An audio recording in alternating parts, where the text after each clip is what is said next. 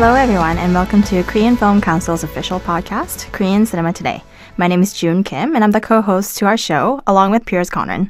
We both write for KOFIC's English news website, KoBiz, which is at koreanfilm.or.kr. Welcome, Piers. Hi, June, and hello, everyone. It's good to be back. And before we start, I'd just like to remind our listeners that, of course, you can visit our website, koreanfilm.or.kr, to get the latest and greatest news on Korean cinema. Lots of news there, interviews, features, as well as our webzine, also called Korean Cinema Today, and a newsletter. And, of course, you can catch up again with this podcast.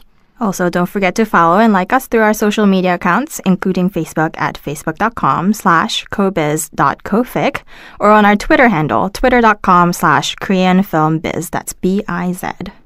And we have a very special guest with us today. Today we have with us the founder of HangukYeonghwa.com, a big Korean film fan who's been following the scene for quite some time. So I'd like to welcome Simon.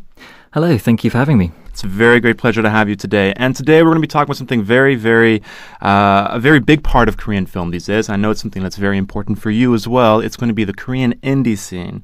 So I'll get straight into it. So what are some of the Korean indies that have caught your eye recently? Well, I'm glad you said that about the indie scene, because that is my favorite area of the industry so far these days. Recently, there's been quite a few high-profile releases that I've really enjoyed. Awaiting by director Kang Jae-gyu, I really enjoyed that. He's definitely showed an evolution in style from his big movies like My Way and Taeguki to create a much more romantic, smaller idea of the division between North and South Korea. So I really enjoyed that short film. Would you qualify Revivra as an independent film? Which for Revivra in context? Oh, certainly. That's definitely an independent film. Yeah, I adored that. I think it's still waiting for a release date in Korea. Yeah, but, I think it seems to be set for April now. That was recently announced. Oh, that's good news. Yeah, that's a wonderful independent film. One of my favorites of last year when I saw that at the Busan International Film Festival.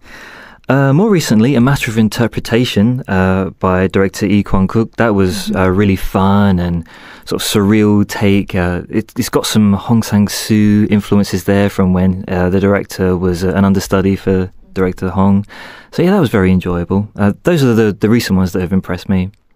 Oh, since we are just closing on these two large film festivals, Rotterdam and Berlin, were there any hot or buzz titles that you've been hearing about? Well, we have to mention Hosanna because that was the big winner at Berlin. Director Na Young-gil won the Golden Bear for the short film for that film. Really fascinating film. The mise-en-scène and the sort of the dark colours and tones are really fascinating. So that's an incredible achievement for a Korean director and for the industry as a whole. Rotterdam had so many titles. That was really impressive. But yeah, again, I'd have to go with Revivra. That was the big film over there, I think. And it was nice to see An Omnivorous Family's Dilemma go over there as well, because that's a really nice documentary about the meat industry in Korea and one family's struggle with trying to become vegetarian in a very sort of meat-orientated country. So yeah, those were my favourites that went over there. Okay. And, of course, A Matter of Interpretation, I think, was also in Rotterdam.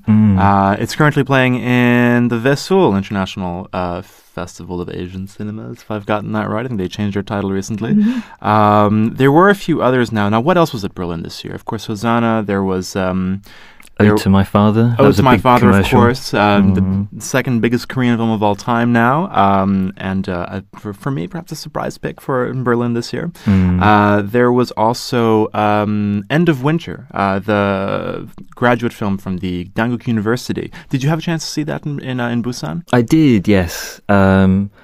It's one of those films that's very divisive, I think. I know some people that loved it, some people who were sort of not particularly impressed, but I think the director has really got a very interesting style, the way he captures the family dynamic of a typical family. That's very interesting. He's definitely a director to watch in the future. Absolutely. A strong debut and, a big vote of confidence going to Berlin. Absolutely. Another one that was at Rotterdam that I was actually particularly keen on was A Midsummer's Fantasia. Did you have a chance to see that? I did. I wasn't as keen as you. I'm a big fan of the director. I think I've made that very clear. Well, I loved his previous film. Sleepless Night. Yeah, that was wonderful. That really touched me. But his recent film, it didn't really catch me in the same way. I understand what the director's trying to do. He's capturing the realism of the industry and things like that, but the emotion for me was missing. His previous film had tons of emotion, explicit and implicit, but in this one it didn't really capture me. But it has been a hit on the festival circuit. It's going internationally, and that's wonderful news. It has gone to a few, including the Gothenburg International Film Festival in Sweden, and but perhaps some of what you're saying can be attributed to the fact that it's a co-production and not a less personal film for him. And it was, of course, produced by Kawase Naomi, and the film was a commission title for the Nara International Film Festival, which is her festival. So speaking of these festivals, would you say that they are, how important are they as platforms for the Korean independent scene? They're extremely important. Every country has the same problem with the independent scene. It's so hard for these films to get made in the first place, and then to get distribution after that is equally as tough. So these festivals are incredibly important for Korean indies, because if they go worldwide and they get positive word of mouth, then there is a chance that these big companies in Korea will pick them up for distribution. So it's a huge issue. Hanguk is a wonderful example of that, because Martin Scorsese actually publicly said that the film was wonderful, he loved it, everyone should see it. And because of that, and how great it is, it got a lot of attention. So, it is a huge deal, and it's hopefully it will help indie films in the future get more exposure, more distribution.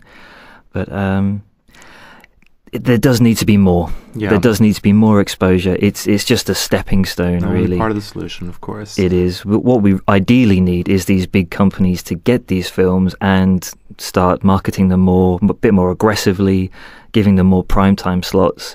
And these festivals are a great indicator. They need to be using these festivals to say, right, there is an audience for this. They are getting exposure. People want to see these films. Let's get them throughout the region.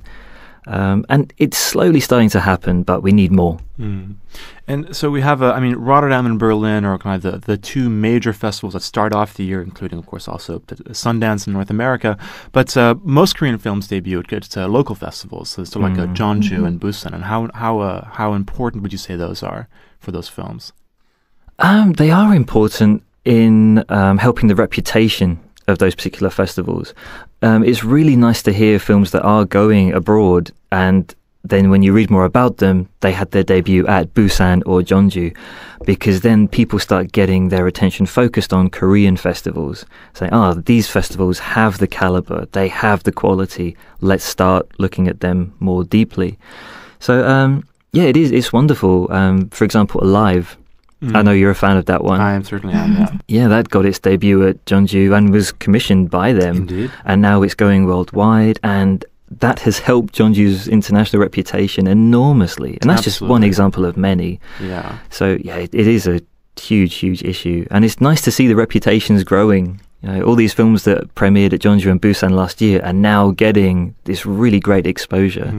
But I'm never satisfied. I want more. I want more exposure. Absolutely. I guess what I would just say there as well is, we have Alive and also The Avian Kind, another film that was a commission project. So those were kind of high-profile films, particularly in a year that was the first year that they kind of expanded their projects into a feature length.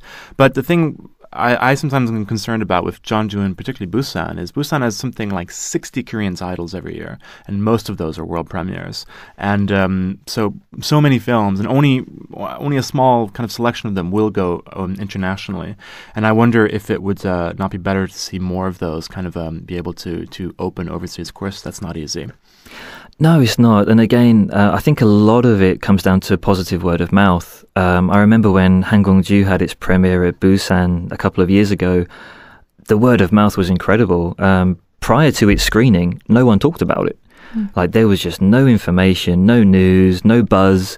As soon as it came out, everyone was talking about it, and that helped to get the attention and elevate it.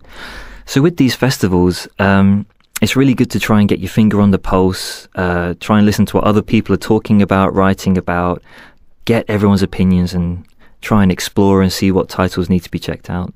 But you're right, there is a lot of titles, which is good. It's a good thing. But yeah, we have to be sort of quite selective, I suppose. Try and see as many as possible. Indeed.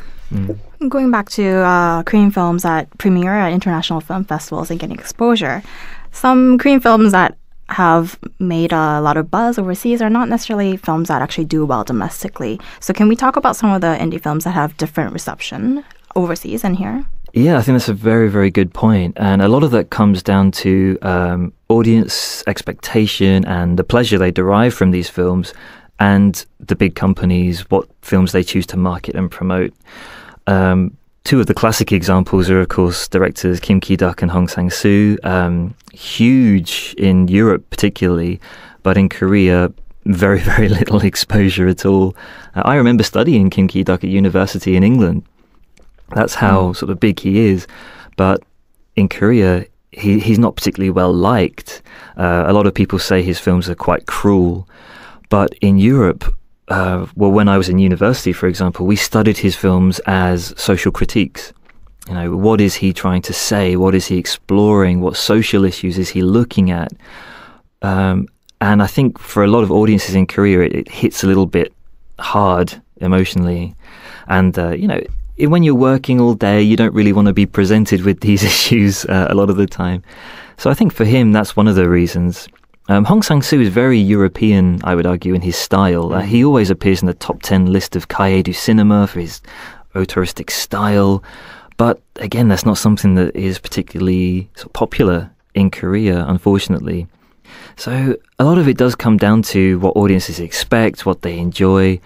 But also, we do need these big companies to start picking them up and start aggressively marketing them, because maybe there is an audience out there in Korea for these films, but they just don't know about the films. There's a lack of awareness. Absolutely. Of course, Kim Ki-duk is a very vocal person with this problem. So vocal, in fact, that he complains about it very loudly to the media. That's true. When his films fail, he tends to get a little kind of, huffed up about it, and he'll pull his films from release, or even a film like Amen, he essentially banned it himself from release, but I think that was more to do with the title itself than anything else. But he's been very upset, and he's kind of talked about boycotting the local industry, in terms of screening his own films. So going beyond that, looking at kind of the Korean indie scene in general these days, would you say that there are some kind of commonalities or similar styles that you see throughout the current crop? Oh, well, that is an interesting question. One of the reasons I love the independent scene, more than the commercial scene, in fact, is because they argue and they debate certain issues within society. And I think this is the case with every country's independent scene. The commercial scene is all about entertainment, getting people in their seats and getting the money.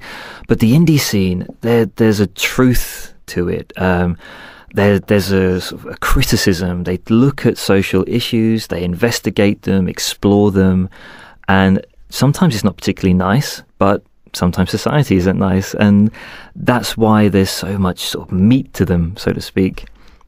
So the themes that have been around, and this is something that's been going on for a long time, is just social discourses. More recently, it's been about people on the fringes of society, which has been fascinating for me personally, because I'm very interested in feminist issues, and there has been a lot of films dealing with that kind of thing. A Girl at My Door, for example, looks at issues of women's sexuality, people in the countryside who are pushed to the margins. Hanguk Yeonghwa, who is a victim of a particular crime, who doesn't have a voice, and that's actually based on a true story as well. So these films are very important for me personally, and I think it is a trend where we're seeing women and other people on the margins of society being given a voice. Their lives are being explored and debates are being put forth. For some people, that's uncomfortable viewing, but these are very important issues and they need discussion. Absolutely. And certainly with the, I guess, dealing with women's rights, and particularly, in terms of sex abuse, there's been a huge amount of that in independent cinema, and sometimes it's kind of thrown in with genre elements. The kind of a lot of these kind of revenge narratives that kind of crop up from it. I remember a few years ago, a number of films came out at the same time, like Ajuma and Don't Cry Mommy, and a few others perhaps. But yes, quite a lot of stuff going there on the social aspect. What about on the style aspect in terms of these films? That's a very good question. There's definitely a sense of social realism that's really kicking in. But one of the things I've noticed personally is that a lot of directors these days try to go for the social realist aspect, but they have this incredible cinematography at the same time, which is kind of almost at odds with each other, because there's this attempt to capture the realism, but also the scenes look like a painting sometimes. So a good example is Tui. I don't know if you've seen that. It's about a international bride who comes to Korea, and that the director has a really keen eye for those issues, and the first sort of 2 or 3 acts are wonderful in that. But every picture, every scene is like a painting.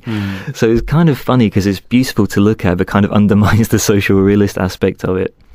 But A Girl at My Door, wonderful cinematography, keen social issues. So I'm quite happy with this particular aspect of it, because it's generating this sort of beautiful production values as well as dealing with these very serious social problems. So it's a sign of higher production values, I suppose. So I'm excited about it. I hope it continues. Yeah, certainly Korean films are well known for being particularly pristine productions in the world scene. Jumping back to the auteur directors, like big names, Hong Sang-soo and Kim Ki-duk, which you mentioned earlier.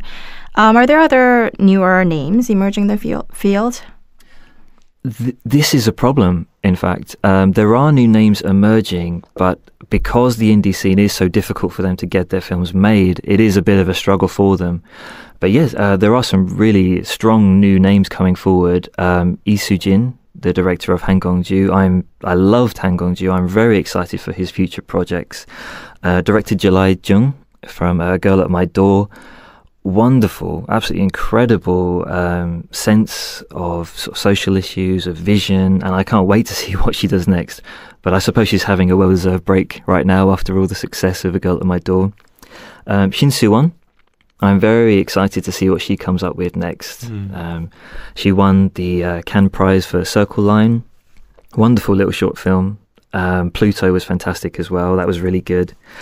Director Boo Ji-young, she directed Cart. That was also very good.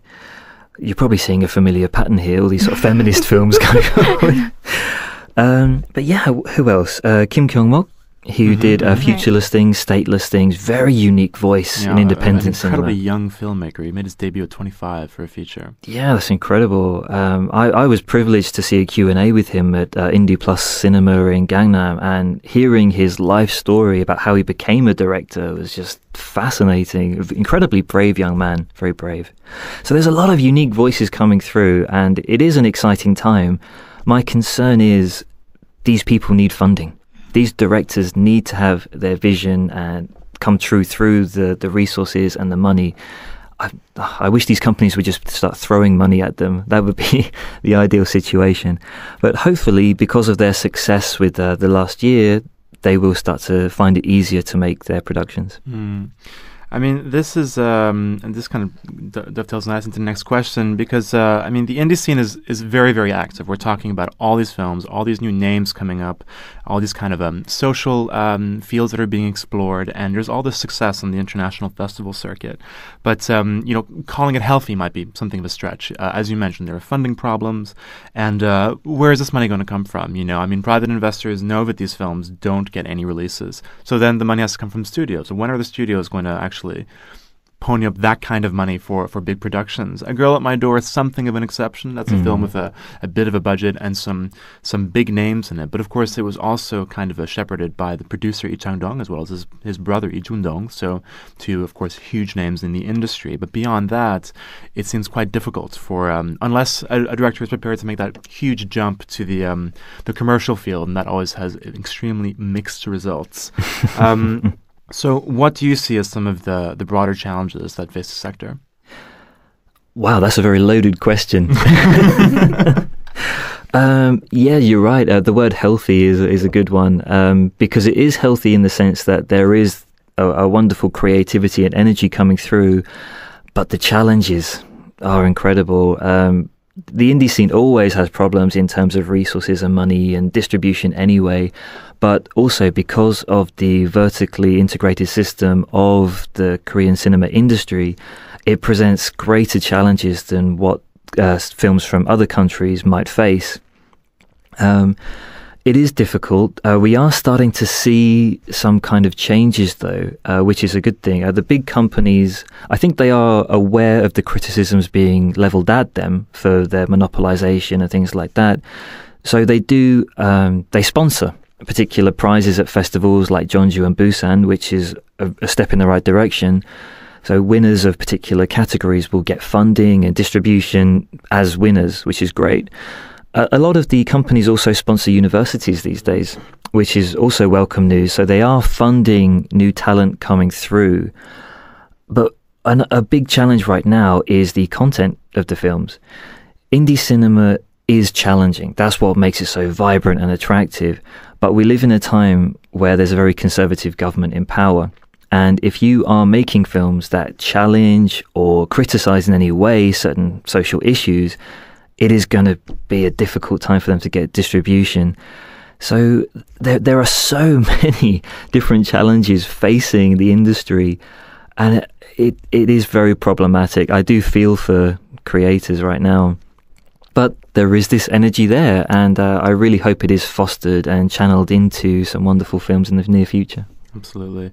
With these, you mentioned these kind of conglomerates that are kind of active in kind of the indie scene to an extent, and also the student productions. Of course, CJ Entertainment have been funding and releasing the films of the Korean Academy of Film Arts, and now Lotte Entertainment are doing the same thing for Hanguk University.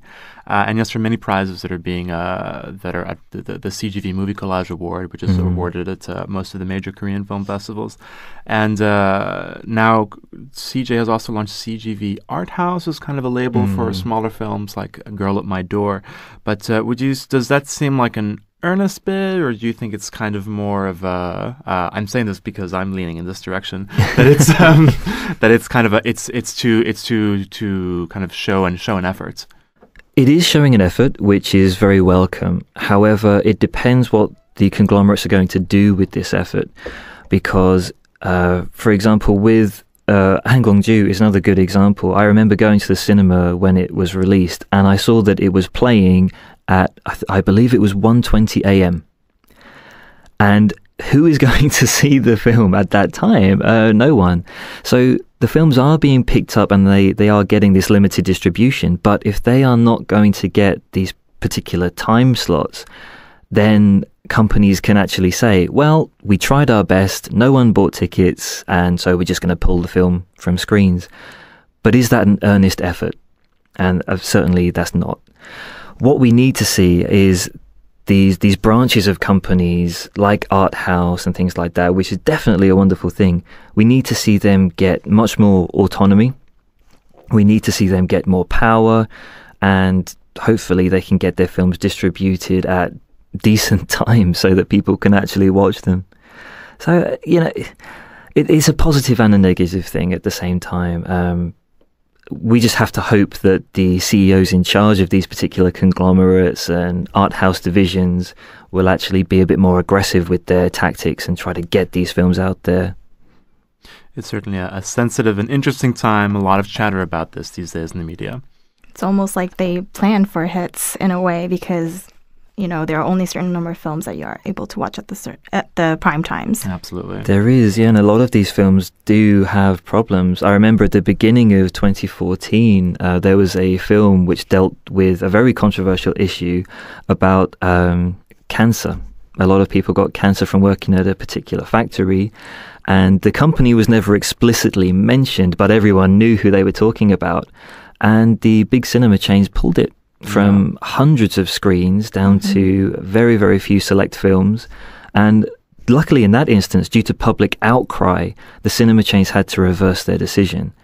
So I think one of the key areas here is word of mouth, because in Korea it's huge. I think it's stronger than any other country I'm aware of. Yeah, particularly on the internet, the netizens, as it were. Absolutely. And recently we saw that again with How to Steal Your Dog. Right. We saw again that it got very positive reviews. It got pulled from so many cinemas, but people got involved and they actively said, where is this film? I want to see it. and that has now helped to get it back into cinemas for a bit of a extended run, limited but extended. So people power is definitely the way forward. It's important, but it's sadly we're going to need probably a little bit more than that to kind of push it over the edge. True. But it's certainly a good start. Well, we already covered what you would like to change in the industry regarding vertical integration and so forth. But either in style or films being made in the industry, are there anything you'd like to see changed? Wow. I feel that it would be arrogant of me to answer that question as a non-Korean, because one of the fascinating things about the industry is that it is a distinctly Korean vision. So I think for me to say I would like this changed, that would be pretty awful. I think, if anything, what I would like to see is directors sort of release their true vision. As we mentioned earlier, censorship is becoming an increasing issue because censorship will kill the voices of these wonderful directors that are making these very important films. So if I could change anything, I suppose what I'd like to see is these filmmakers really just go for their true vision 100%, because I'm sure it would be fascinating either way. Absolutely, and hopefully we'll be able to see those films. So, are there any indies that you're particularly looking forward to coming up?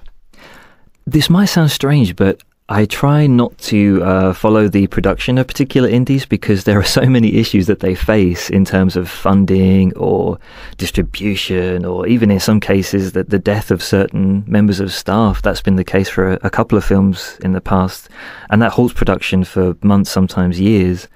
So I try not to follow it too much as I love the industry. That said, I am looking forward to Madonna by director Shin Soo-won, because she is an incredibly talented filmmaker, and I really love her films that she's done previously. Seoul Station animation film, that's very, very exciting, by director Yeon Sang-ho. All of his films are so powerful, incredibly powerful, and I'm looking forward to seeing what he does, because zombie movies are not very common in Korean cinema. So I'm wondering what issues he's going to explore, because he always tackles a very interesting realm of sort of critique. Other than that, I would definitely recommend Revivera to anyone. Big fan of that one, and now that you've said that comes out in April, I really, really hope it does well. Yeah, hopefully. I mean, it's got a big company behind it. Young Films have produced many, many hits in the past. And actually, this is also going to be distributed by Little Big Pictures, which is the studio behind, not studio, kind of a conglomeration of 10 production companies that was also behind How to Steal a Dog. So it'll be interesting to see how this film fares at the box office. Well, out of the films that you've just talked about, and perhaps any other new films that might be coming our way, do you expect any of them to be selected for Cannes this year? Oh, that's a challenging question. I think a lot of directors at the moment are keeping their cards very closely to their chest. They're a bit worried about releasing information too much. In terms of the indie scene, I'm not particularly aware of anything that's coming through. I suppose there is a chance for Hong Sang-soo's new film, but seeing as be ready in time, the title's not even been released yet. It never is. He never releases his titles or his plots, just his cast. Well, the cast is particularly strong. It's a good cast, yeah. So I'm not sure if it will be ready in time for Cannes. But yeah, that's a difficult question. That usually these films seem to come out of left field, and we're not quite sure where it's come from, but suddenly they've been selected and they appear at Cannes, which is a lovely surprise. I always enjoy reading about these new films that are successes. So for me, I can't really give you a pick. It's always very hit and miss. I'm just hoping for some good surprises to come out of the festival. Absolutely. I think Hong Sang-soo is certainly a chance. I'd say there's a very, very small chance. I'm kind of rooting for Madonna. Of course, given that she got the Canal Plus award a few years ago, it doesn't seem impossible. But perhaps the most likely film, at least in my estimation, although it's certainly not an indie, is Na Hong-jin's new film, Goksong. That's true. That should be ready in time. But hopefully more indie films. And yes, as you say, only time will tell. Okay, well, that's it for today. So, Simon, thank you very much for joining us. It's been a pleasure talking with you about indie films. It's been a pleasure to be here. And thank you, everyone, for listening to this episode of Korean Cinema Today and our discussion with Simon about the indie scene. And please tune in again next time. So, from Seoul, here are your hosts, Pierce and June. Bye for now.